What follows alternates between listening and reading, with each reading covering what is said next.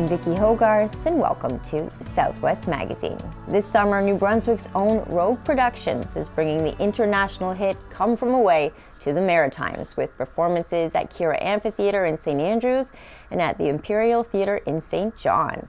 My guest today is none other than Claude Elliott, the former mayor of Gander, Newfoundland, who helped lead his town as it welcomed thousands of stranded passengers on 9/11. The extraordinary real-life story at the heart of this remarkable musical. Thank you, Claude, so much for making time to come sit with me. It's been a pleasure.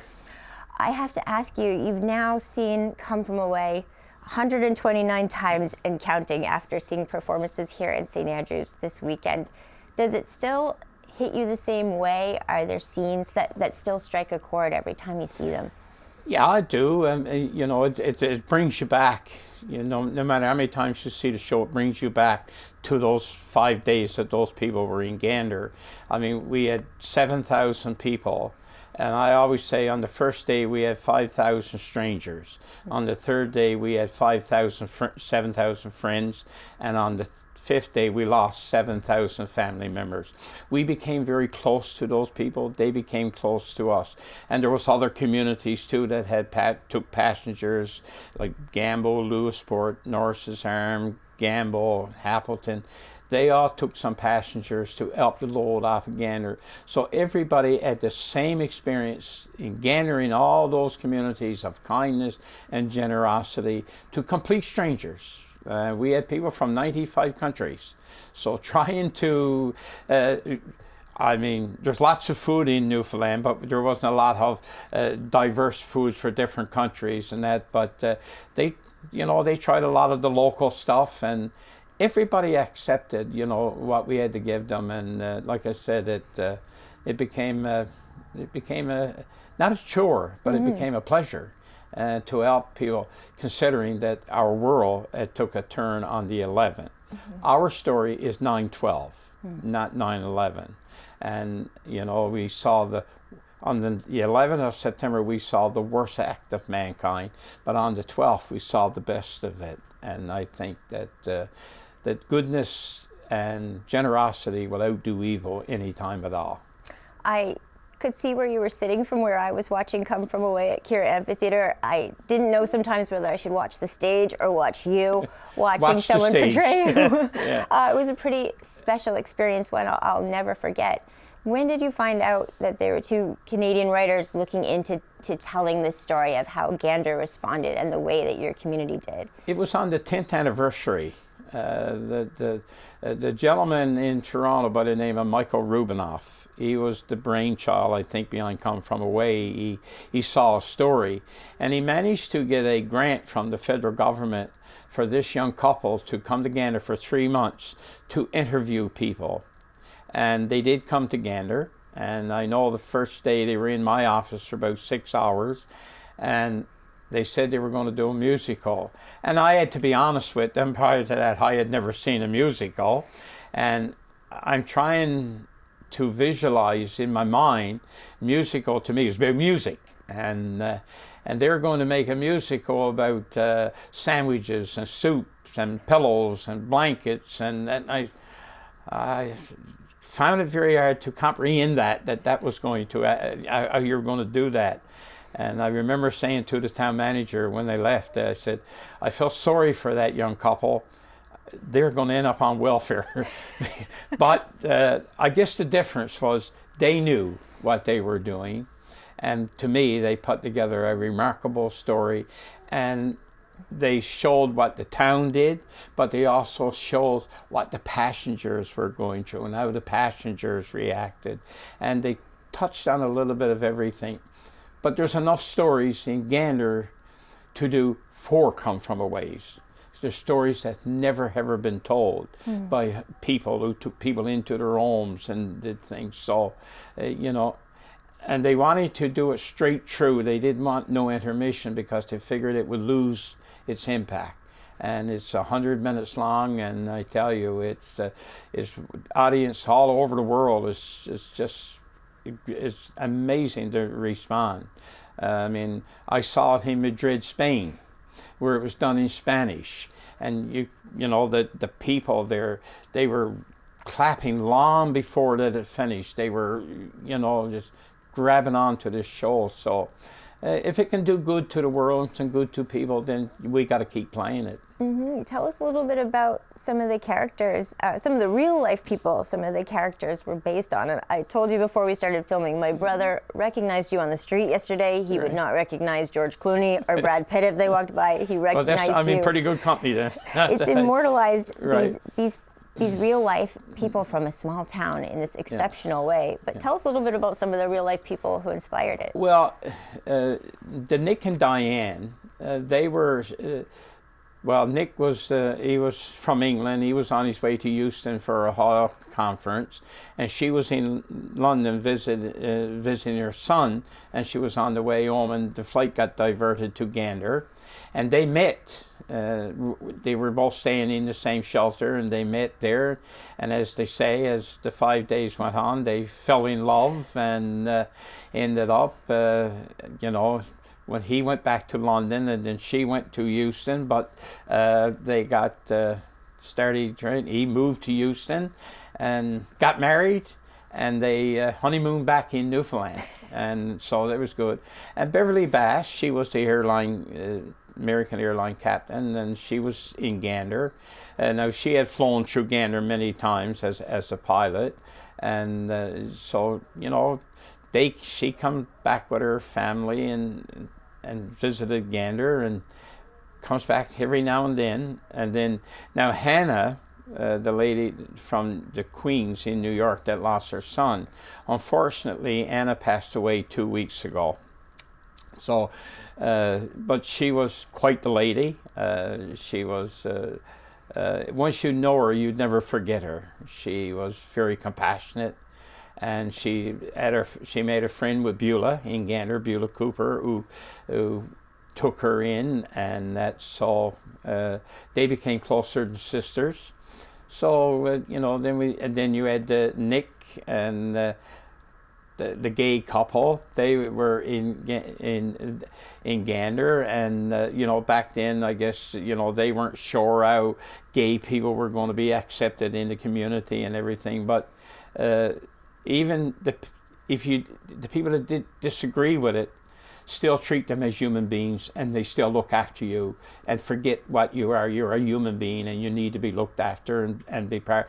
And so we've all become very close friends. I mean, Janice and Brian Mosier, the Janice Mosier combination. Janice was a young reporter with the Gander Beacon. It was her first day on the job. And you can imagine, and she was, I don't know, 19 or 20 years old, and, you know, and get thrown into this. And Brian Mosier was a teacher at Gander Collegiate, and he used to teach media, and he used to volunteer with Rogers. And so they combined, because as you know, in the show, they play multiple characters. So that got thrown into one. It's called Janice Mosier. Then we had Bonnie Harris with the SPCA. She was the lady who looked after all the animals that was aboard the planes and that. And Diane Davis was the teacher at Gander Academy. And Beulah Cooper was with the Ladies Auxiliary at the Legion. And Beulah was the one in charge of make sure food and everything got there. So they combined that, and they called it's Beulah Davis.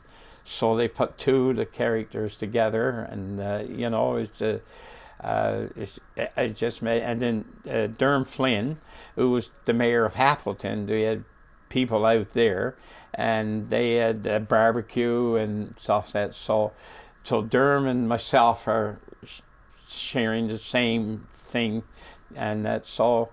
And then, you know, we move on in. There's people that's portrayed in the show that's not like, there's characters like Bob was the guy from down in New York and that. So, but we've all kept them pretty close over the last this last 15 years, and with social media, and that was a great way to entertain. And I'm sure when I get home, I'll have to let Beverly and Nick and Diane know. They want to know how things go and how their characters were. So we'll be talking. It is hard to believe when you point that out. It's been almost 25 years, and that the musical brings back to light the things like not everyone, really, most people didn't have cell phones back then. It was a totally different time, and one I think someone born nowadays wouldn't quite comprehend. What was it like? Bring us back to the day when you found out that 38 planes were landing in Gander, and you were going to be leading this group of people to whatever was next, even though it was such an uncertain time for the entire world. Well, yeah, when the planes landed, I mean, we got the European traffic, the traffic that leaves Europe in the morning, and all airlines were told to land at the nearest airport when the U.S. shut down their airspace. So we knew there was probably 200 planes coming from Europe in the morning, and we knew that we would get that traffic. But what happened was the planes that wasn't halfway across would turn back. So we ended up with 38 and 7,000 people. Well, those planes were only going to be on the ground for an hour or two till the U.S. figured out. But immediately we put our emergency disaster plan into effect and called in everybody that would need. We had representatives from the fire department, the police department, the airport, the hospital, federal government, provincial government, 12 or 15 people, telephone company, everybody into one room. And our philosophy was it was better to be over-prepared than under-prepared. So we prepared for the worst case scenario, that the people were coming off the planes. So before the first plane came off, we had everything organized, knew where they were going, where everybody was staying, and we had everything arranged, so there was no disruption into it at all. So it was, but the length of time that they stayed aboard the plane gave us the opportunity to prepare. I think if they'd have came off immediately, I think it would have been a little bit more chaos than what it was. Realizing the last people that got the plane was sitting there for 28 hours. Wow. You know, so it was time-consuming, but we had the opportunity and time to put everything together. I don't think many mayors of especially small communities would be called to such a challenge. What did it teach you about leadership that you maybe didn't know before or hadn't been able to put to the test? Well, one of the things you learn, I mean, every municipality has a disaster plan, and Gander, being a airport town, most of our disaster plan is revolved around airplane crashes. I mean, we had in 1985, the Hero Air crash with 247 people were killed. We had the Sabina Air crash years ago, the Czechoslovakian one. So, but we had a disaster plan, but there was nothing in that book to say, what do you do with 7,000 people who's going to drop in for 5 days, you know. So it was quite different. And but the greatest asset, the greatest resource any community got is its people. And I had a role to play, but the people that stayed home all day and made sandwiches and made soup, and the people that volunteered in their churches 24 hours around the clock, making sure those people were comfortable, that was just as important as my job. Mm-hmm. Because I couldn't do it all, and they couldn't do it all. And I think that's why we came together as a community.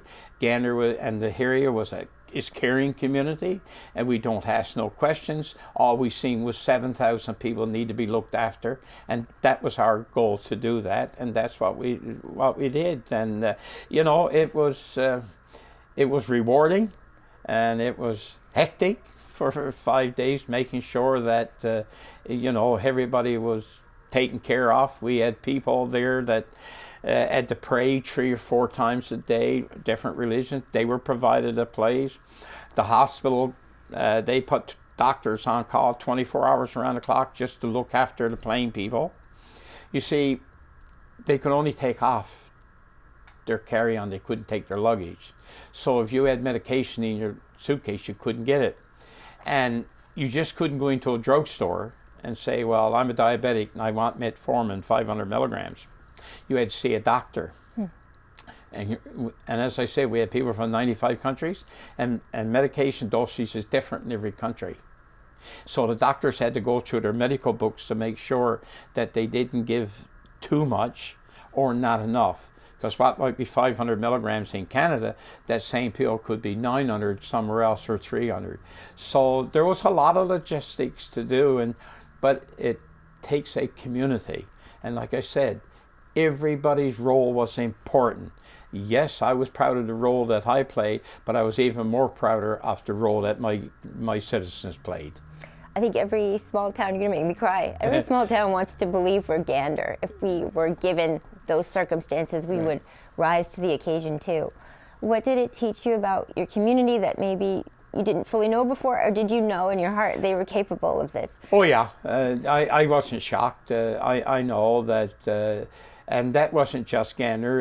Every community in the province of Newfoundland and Labrador would do the same thing that we done. It's just our culture. It's our way. I remember my grandparents. They grew up in the 30s, and it was tough, and it was hard.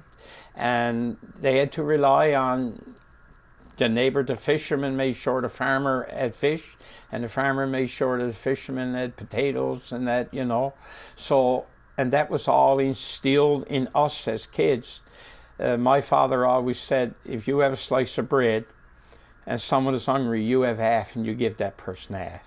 And that's what we're supposed to do, and that's what we did. You're supposed to help each other, regardless of where you're from in the world. And I don't care who you vote for, I don't care what church you go to, that's your right, but if you show up in my community, we'll look after you. The musical debuted in 2017, so it really it's been on stage now for just over 8 years. How has it changed Gander from a tourism standpoint, from the way people see themselves in the community? What has this musical done to draw more attention to? Well, I guess there's two parts. First of all, the people of Gander didn't want this recognition. The people of Gander said we didn't do it for recognition. We did it because that's what you're supposed to do. So at the beginning, the community was saying, why are they doing this about us? We didn't do anything. That's what you're supposed to do, right? But then as Come From Away hit the stage, and you said, oh, wow, my kindness now is shown around the world. Perhaps people can learn from us. So it changed from before to after. And tourism, it's the biggest tourism that we've seen since Come From Away. I know in Gander last year, tourism was up 38% over the year before. And I think this year is probably up more. And next year is the 25th anniversary. And the hotels in Gander are telling me they're getting calls now from all over the world. People are booking hotels to come for the 25th anniversary. It certainly helped our tourism. But we always got to remember this story happened because of a tragedy. And we can never forget what happened in the United States, the lives that was lost. And I'm sure on the 25th anniversaries that there's families going to be feeling bad, they're going to have sorrow. But hopefully that this little act of kindness might, brighten their life a little bit more, and that, but never forget the tragedy that happened. Mm-hmm. I remember I was at a show in New York. And when the show was over, one of the ushers came up and said, there's a young gentleman who wants to see you. So I went outside, and this young man was 22, 23 years old. And he said, I want to thank you for what you did to my American friends, how you looked after them. I just want to say thank you. But he said, my dad was on Flight 93 that crashed in Pentagon, out in Pennsylvania, that was killed. And I thought there for a moment, the storm that he's going through, he lost his dad, but he wanted to take time out and to thank us for what we did. And it was very emotional, and it was very, it's wow, we don't think we've done anything extraordinary, but that young fellow wanted to take time out to say thank you, and that means a lot. Here we are, Claude, 25 years later. It was beautiful to stay after the musical on Friday and hear you take questions from the audience. It's definitely a mess. I think it's an understatement to say this musical is a message we need right now in the world. There's no question. I think if Come From Away had started with, let's say the second year, I don't think it would have had the effect that it's having today. Because all you got to do is look at the news, and the world is in turmoil. and people are trying to find their way or find out what's gone wrong. But this little story that happened in a community of 9,000 people and surrounding communities, all the communities put together probably never had a population of only about 12 or 13,000 people. That people from around the world is seeing this kindness and generosity, and we're hoping that they can learn from this and they say, we can be nicer to people. We can be a little bit more. So, hey, keep telling this story if it's going to change people. And but we never thought that 25 years later that this would be happening from what happened. But we're proud to be able to show this and tell people, hey, even when you don't agree with somebody, you should be kind to them. Mm-hmm. Are you surprised by the international success, the translations of this musical into other languages as it travels the globe, that Gander could mean so much to so many people that don't even live on this continent? I know, it's just been amazing. I mean, it was a big hit. It's been a big hit in Canada. It's been certainly a big hit in the United States. But I mean, I saw it in New Zealand. Over there, was the theatre sold out every night. We were in Australia twice, in Melbourne and Sydney, and it's sold out around there. I don't know. It played in the Philippines. It's played in South Korea. Next year, it looks like it's going to open in Japan, and it's played everywhere in the United States and London. I've been to London twice. And the theaters are blocked. People are coming back 2 and 3 times to see it. It's just amazing. And hey, so it tells us that people are looking for something, and this is the good thing that they're looking for. Hopefully that we can change people, and you can be nice to people, and a simple hello or a simple thank you. Give your seat. I mean, there was a young girl offered me her seat on the bus. Act of kindness. That's what we're all about. We've talked about the 25th anniversary being next year, and now there is a generation, I think of the young people here that weren't born when 9/11 happened. And when I tell them, where I was at the time and those stories, it is that chance that we could lose history without retelling stories. Even the tragedies bear retelling, because we should learn from them.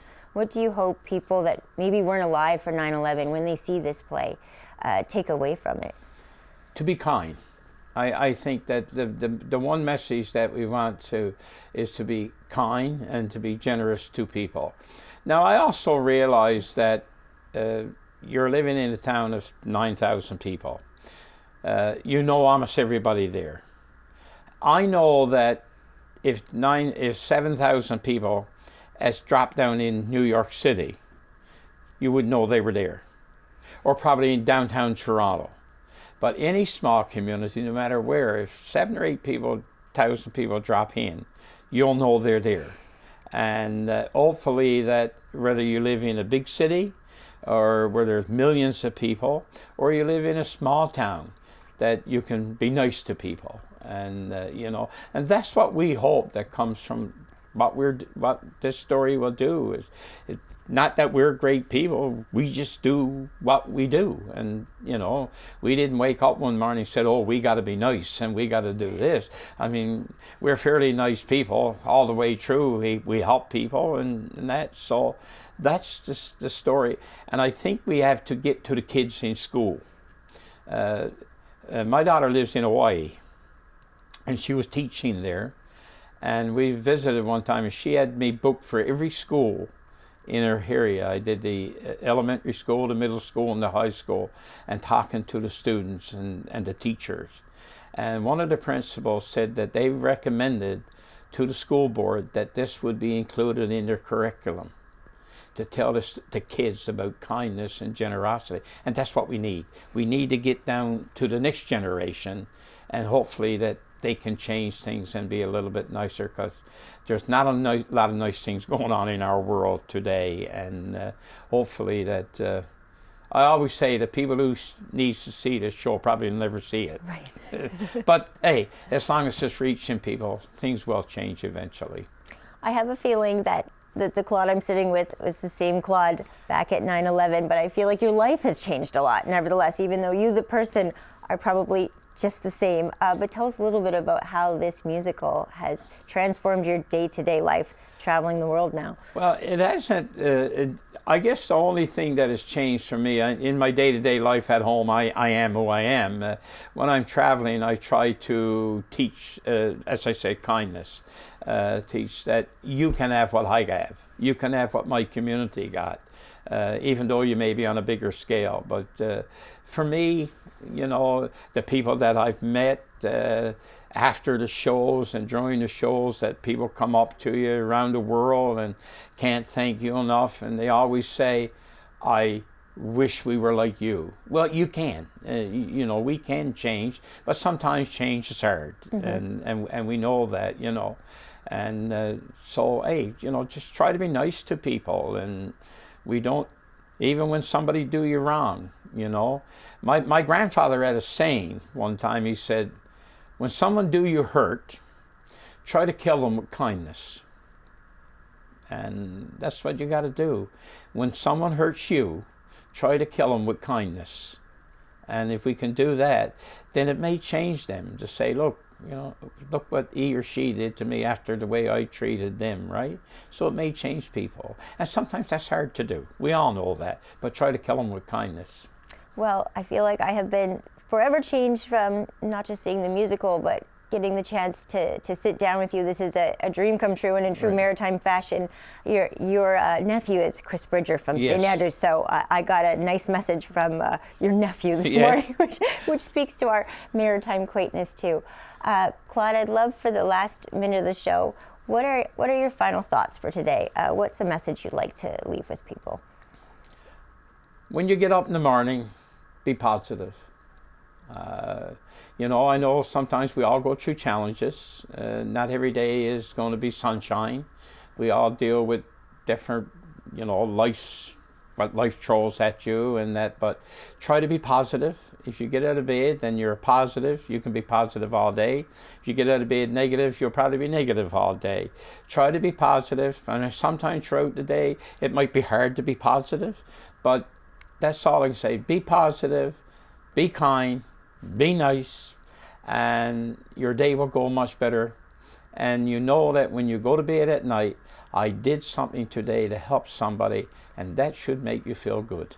Well, I know that you didn't set out to be a hero, you or the rest of the Gander community, but you certainly are national treasures as well. Thank you so much for your time. Thank you so much for being you and what you've inspired in the world. It's been my pleasure. It's a pleasure to meet you.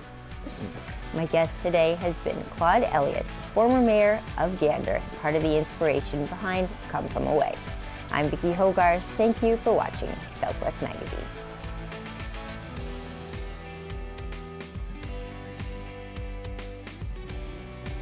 Southwest Magazine is a news and public affairs production of CHCO Television.